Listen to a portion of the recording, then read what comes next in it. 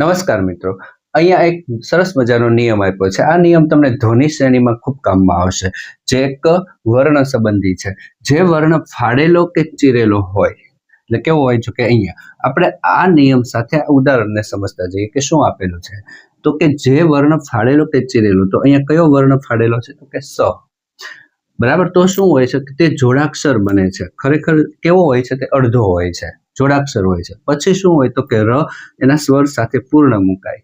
અહીંયા ર છે, અહીંયા ર દેખાતો નથી, તો એ ર પૂર્ણ છે, એટલે આને વંચાય સ્ર, આને પણ વંચાય સ્ર, બંનેને સરખું જ વંચાય.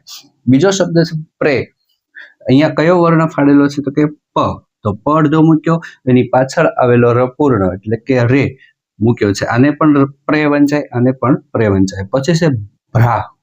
એટલે જે વર્ણ ફાડેલો છે તે જોડાક્ષર બને છે, ભ અડધો ને ર એના આ સાથે પૂર્ણ મુકાય છે. આ પણ ભ્રા વંચાય છે, આ પણ ભ્રા વંચાય છે. તો મિત્રો, આ માહિતી તમને ધ્વનિ શ્રેણીમાં ખૂબ કામમાં લાગશે.